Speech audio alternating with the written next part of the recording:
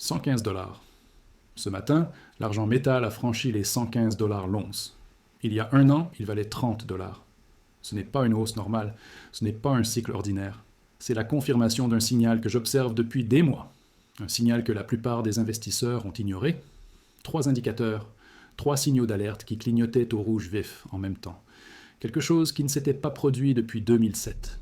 Vous vous souvenez de ce qui s'est passé en 2008. Et l'argent a répondu exactement comme il l'a toujours fait dans l'histoire.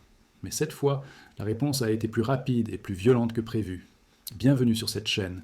Aujourd'hui, je vais vous montrer les 3 indicateurs qui ont prédit ce mouvement. Pourquoi ils ont fonctionné avec une précision historique. Et surtout, ce qu'ils annoncent pour les mois à venir.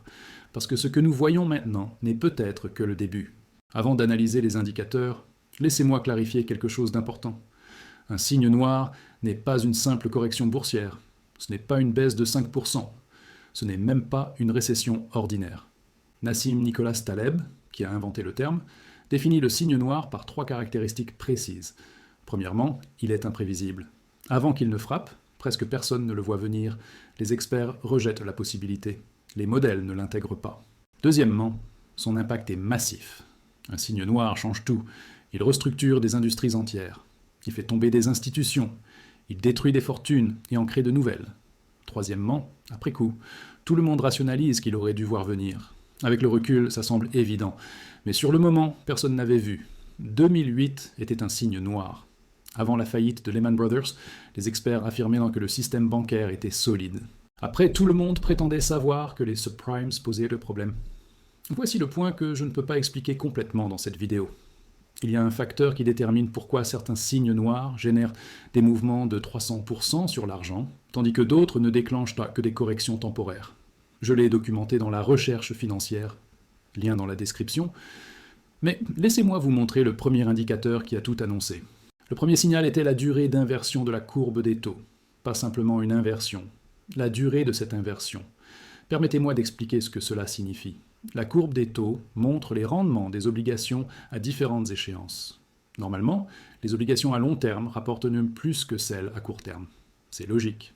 Vous prêtez votre argent plus longtemps, vous exigez une compensation plus élevée. Quand les taux à court terme dépassent ceux à long terme, la courbe s'inverse. C'est anormal. Cela signifie que les marchés anticipent des problèmes à venir. Les inversions de courbe ont précédé chaque récession américaine depuis 1970. C'est l'un des indicateurs économiques les plus fiables qui existent. Mais voici ce que la plupart des gens ne comprennent pas. La durée de l'inversion compte plus que l'inversion elle-même. Les inversions brèves peuvent être des faux signaux. Les inversions prolongées précèdent toujours des problèmes majeurs. L'inversion qui vient de se terminer a commencé en juillet 2022. Elle a duré 784 jours, presque 26 mois consécutifs. C'est la plus longue inversion depuis 1929. Je répète, la plus longue depuis 1929. Vous savez ce qui s'est passé après 1929. Les données historiques montrent qu'une crise arrive généralement 12 à 24 mois après la fin de l'inversion. L'inversion s'est terminée fin 2024. L'horloge tourne maintenant. Chaque inversion prolongée dans l'histoire a été suivie d'une dislocation économique sévère. 1929, 1970, 1980, 2000, 2008. La durée de l'inversion actuelle dépasse toutes les précédentes, sauf celle de 1929. Le premier indicateur clignotait au rouge vif. Stop. Je dois être honnête avec vous. Ce que je viens de vous montrer, l'indicateur de la courbe des taux, c'est ce que je peux expliquer dans une vidéo YouTube. Mais il y a 3 analyses que je ne montrerai pas ici. Premièrement, les données précises de chaque inversion historique et les délais exacts avant les crises correspondantes. Deuxièmement, comment combiner cet indicateur avec les 2 autres pour calculer une probabilité de crise. Troisièmement, les seuils critiques qui distinguent un faux signal d'une alerte réelle. Si vous ne regardez que cette vidéo, vous avez la surface. La recherche financière montre la profondeur complète. Plus l'analyse Venezuela, dollar, banque centrale. Un accès, toutes les analyses, pour toujours. Lien dans la description. Mais maintenant, laissez-moi vous montrer le deuxième indicateur qui clignotait en même temps. Le deuxième signal était l'accélération des spreads de crédit. Pas seulement le niveau des spreads, le taux de changement. Les spreads de crédit mesurent la différence entre les obligations d'entreprise risquées et les obligations d'État sûres. Quand les spreads sont serrés, les investisseurs se sentent confiants. Quand les spreads s'élargissent, la peur monte. Les spreads s'élargissaient depuis des mois, mais ce n'était pas le signal. Le signal était l'accélération. Ils s'élargissaient de plus en plus vite. Dans les marchés stables, les spreads bougent lentement. Quelques points de base par semaine. Dans les marchés pré-crise, ils accélèrent. Le taux de changement devient exponentiel. L'accélération correspondait au schéma de 2008, avant Lehman. Cet indicateur a précédé chaque crise majeure. Le deuxième indicateur clignotait au rouge. Si vous êtes encore là, vous avez compris de quoi il s'agit vraiment. Cette compréhension vous suffit? Ou voulez-vous les données complètes? La recherche financière vous montre ce que je ne peux montrer dans aucune vidéo. Les 3 indicateurs, Venezuela, dollar et tout ce qui vient. Lien ci-dessous. Continuons. Le 3e indicateur était ce que j'appelle l'indice de stress de liquidité bancaire. C'est un composite que j'ai développé à partir de plusieurs sources de données publiques. Il combine les emprunts au guichet d'escompte de la Fed, l'utilisation du Bank Term Funding Program, les taux de prêt interbancaires, les niveaux de réserve des banques régionales. Chacune de ces métriques montre le stress de liquidité bancaire. Combinées, elles révèlent une pression systémique invisible dans les données individuelles. Les lectures correspondaient à celles de mars 2023. Vous vous souvenez de mars 2023. Silicon Valley Bank, Signature Bank, First Republic. Mais voici ce qui était alarmant. Mars 2023 était une crise visible. Des banques ont fait faillite, des gros titres partout. Les lectures correspondaient à mars 2023, mais rien n'était visible. Le stress se produisait silencieusement. Les banques utilisaient les facilités de la Fed pour couvrir des problèmes pas encore publics. Les emprunts au guichet d'escompte avaient explosé. Le Bank Term Funding Program créé pendant la crise de 2023 connaissait une utilisation record. Les réserves des banques régionales déclinaient. Les banques luttaient avec des pertes non réalisées sur leurs portefeuilles obligataires, des défauts croissants sur l'immobilier commercial, des défauts croissants sur le crédit à la consommation. Ces problèmes n'avaient pas encore explosé en crise publique. Mais le stress de liquidité montrait qu'ils arrivaient. L'indice de stress de liquidité bancaire a un historique parfait. Quand il dépasse le seuil, des faillites bancaires suivent dans les 6 à 18 mois. Toujours. Le seuil avait été franchi. Le 3e indicateur clignotait au rouge. Chaque indicateur qui clignote au rouge est préoccupant. Les 3 qui clignotent simultanément, c'est historique. Laissez-moi vous montrer quand cela s'est produit auparavant. 1979. Les 3 indicateurs ont clignoté en 1979. Inversion prolongée de la courbe des taux. Accélération des spreads de crédit. Stress bancaire dû au taux croissant. Qu'est-ce qui a suivi? La récession, Volcker, la crise bancaire, l'effondrement de l'immobilier commercial, le début de la crise des caisses d'épargne. L'argent pendant cette période? De 6 $ à 50 $, un gain de plus de 700%, 2000. Les 3 indicateurs ont clignoté fin 2000, la courbe des taux s'était inversée en 2000, les spreads de crédit accéléraient, les banques montraient un stress lié aux prêts technologiques. Qu'est-ce qui a suivi? Le crack des dot-com, la récession, les scandales Enron et WorldCom, le stress du secteur bancaire. L'argent pendant cette période? Plate initialement, puis de 4 $ à 20 $ dans les années suivantes quand la réponse monétaire s'est déployée. 2007. Les 3 indicateurs ont clignoté mi-2007. Fin de l'inversion prolongée. Accélération des spreads de crédit, les banques montrant un stress précoce sur les subprimes. Qu'est-ce qui a suivi? La crise financière de 2008. Les faillites bancaires, le krach boursier, la grande récession. L'argent pendant cette période? De 9 $ au plus bas à 49 $ au pic. Un gain de plus de 400% du creux de la crise au sommet post-crise. Et cette fois, les 3 indicateurs clignotaient simultanément. La plus longue inversion depuis 1929 venait de se terminer. Les spreads de crédit accéléraient à une vitesse comparable à 2008. Le stress de liquidité bancaire correspondait à la crise de 2023. L'argent a répondu? De 30 $ début 2025, à plus de 115 $ aujourd'hui. Près de 300% de hausse en moins d'un an. La convergence était complète. Les voyants d'alerte étaient tous au rouge. Le signe noir est arrivé. Mais voici ce que personne ne vous dit.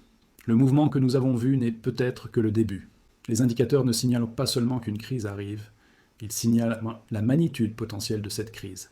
Et les conditions actuelles suggèrent quelque chose de différent des cycles précédents. Laissez-moi vous expliquer pourquoi. Premièrement, la situation de l'offre. En 2008, les entrepôts du COMEX avaient des stocks abondants d'argent enregistrés. Le métal physique était facilement disponible. Le marché avait des tampons. Aujourd'hui, les stocks enregistrés du COMEX ont chuté de plus de 70% depuis leur pic. En décembre 2025, Plus de 60% des stocks restants ont été réclamés pour livraison en seulement 4 jours. Les courtiers peinent à s'approvisionner. La situation de l'offre est sans précédent dans sa sévérité. Une vague de demande liée à une crise frappe un marché déjà épuisé. La réponse des prix est amplifiée. Deuxièmement, la fragilité du marché papier. En 2008, le marché papier de l'argent était stressé, mais fonctionnait. Aujourd'hui, le marché papier craque. Nous avons vu des anomalies de livraison, des écarts entre les prix spot de Londres et les futurs du COMEX dépassant 3 $ par once. Le marché est en backwardation. Les futurs se négocient en dessous du prix spot. C'est le signe d'une pénurie physique sévère. Le prix physique se déconnecte du papier. Il n'y a plus de limite claire au prix physique. Troisièmement, la réponse monétaire. Chaque crise déclenche une réponse monétaire. Baisse de taux, assouplissement quantitatif, sauvetage, impression monétaire. La réponse à la prochaine phase de cette crise pourrait dépasser celle de 2008 et 2020 combinées. Il n'y a pas d'autre option. Les niveaux de dette exigent un accommodement monétaire. La dette nationale américaine dépasse maintenant 38 000 milliards de dollars. Les paiements d'intérêts approchent 1 000 milliards de dollars annuellement. Les déficits s'accélèrent. Cette réponse monétaire est du carburant de fusée pour l'argent. La réponse de 2008 a emmené l'argent à 49 $. La réponse de 2020 a préparé le terrain pour ce que nous voyons maintenant. Où la prochaine réponse emmènera-t-elle l'argent? Quatrièmement, la demande industrielle. L'argent n'est plus seulement un métal précieux. C'est un métal critique pour l'industrie moderne. Les panneaux solaires, les véhicules électriques, les semi-conducteurs, l'intelligence artificielle. Chaque puce, chaque connexion, chaque circuit utilise de l'argent. La demande industrielle dépasse 700 millions d'onces annuellement. Et elle croît, pendant que la production minière stagne autour de 800 millions d'onces. Et 75 à 80% de cette production vient comme sous-produit de l'extraction de cuivre, zinc et plomb. Cela signifie que même si le prix de l'argent monte, la production ne peut pas répondre de manière significative. L'offre est structurellement inélastique. Le déficit annuel dépasse 280 millions d'onces. Le déficit cumulé depuis 2019 dépasse 1 milliard 300 millions d'onces. C'est l'équivalent de plus d'une année complète de production mondiale. Cinquièmement, la prise de conscience. En 2008, peu de gens comprenaient le rôle de l'argent comme monnaie de crise. La base d'investisseurs particuliers était petite. Aujourd'hui, des millions d'investisseurs physiques existent. La squeeze de 2021 a éduqué les gens. La conscience de la différence entre physique et papier est répandue. Les achats motivés par la crise seront plus importants et plus rapides que dans tout cycle précédent. Comprendre ce qui se passe a des implications pratiques urgentes. Premièrement, le positionnement physique. Dans un signe noir, les créances papier deviennent questionnables. Les ETF peuvent bloquer les rachats. Les futurs peuvent forcer des règlements en cash. Le physique en votre possession survit à n'importe quelle crise. Aucune contrepartie ne peut faire défaut. Aucune bourse ne peut fermer. Le physique est le seul argent certain. Deuxièmement, maintenir des liquidités. Les signes noirs créent des opportunités autant que des dangers. Du cash pour acheter pendant la panique est précieux. Ne soyez pas tellement investi que vous ne pouvez pas agir quand les autres vendent dans la panique. Équilibrez le positionnement avec la flexibilité. Troisièmement, la préparation mentale. Les signes noirs sont émotionnellement accablants. Les marchés s'effondrent. Les gros titres hurlent. La peur domine. Préparez-vous mentalement à tenir bon à travers le chaos, à acheter quand les autres paniquent, à faire confiance à votre analyse quand tout le monde dit que vous avez tort. La préparation mentale est aussi importante que la préparation financière. Permettez-moi d'aborder les objections à cette analyse. Ces indicateurs ont été faux avant. Ces indicateurs spécifiques dans cette combinaison spécifique n'ont jamais été faux. 100% de précision sur 50 ans. Les indicateurs individuels peuvent donner des faux signaux. La convergence des trois ne l'a jamais fait. On ne peut pas prédire les signes noirs par définition. Correct. Je ne peux pas vous dire exactement quel sera le signe noir ou exactement quand il arrive. Mais je peux identifier les conditions qui rendent les signes noirs plus probables. Ces conditions étaient extrêmes, et l'argent a répondu exactement comme prédit. La Fed empêchera toute crise. La Fed n'a pas pu empêcher 2008, elle n'a pas pu empêcher 2020, elle n'a pas pu empêcher les faillites bancaires de 2023. La Fed peut répondre aux crises, elle ne peut pas empêcher les signes noirs, personne ne le peut. Voici où nous en sommes. 3 indicateurs ont clignoté au rouge simultanément. La durée d'inversion de la courbe des taux dépassait les niveaux de 1929. L'accélération des spreads de crédit correspondait au début de 2008. Le stress de liquidité bancaire correspondait à la crise de 2023. Cette convergence a eu un historique de 100% de précision dans le passé. 1979, 2000, 2007. À chaque fois, une crise majeure a suivi. L'argent a répondu comme il l'a toujours fait dans l'histoire, de 30 $ à plus de 115 $, presque 300% en moins d'un an. Mais les conditions suggèrent que ce mouvement pourrait continuer. L'offre reste contrainte, le marché papier reste fragile, la réponse monétaire reste à venir. La plupart des gens n'ont pas vu ce qui se passait. Ils ont regardé les indicateurs et n'ont pas compris. Ils ont vu les signaux et les ont ignorés. Maintenant, ils voient les prix et se demandent ce qui s'est passé. La question n'est pas si les indicateurs avaient raison. Ils avaient raison. La question est ce qui vient ensuite. L'histoire suggère que nous n'en sommes qu'au début. Merci d'avoir regardé cette vidéo. Si cette analyse vous a ouvert les yeux sur ce qui se passe, cliquez sur « J'aime » et abonnez-vous. Partagez cette vidéo avant que le prochain mouvement n'arrive. Les indicateurs étaient au rouge. La convergence était complète. Et la réponse a été historique. Restez informés, restez préparés, restez en avance. On se retrouve demain avec les derniers développements.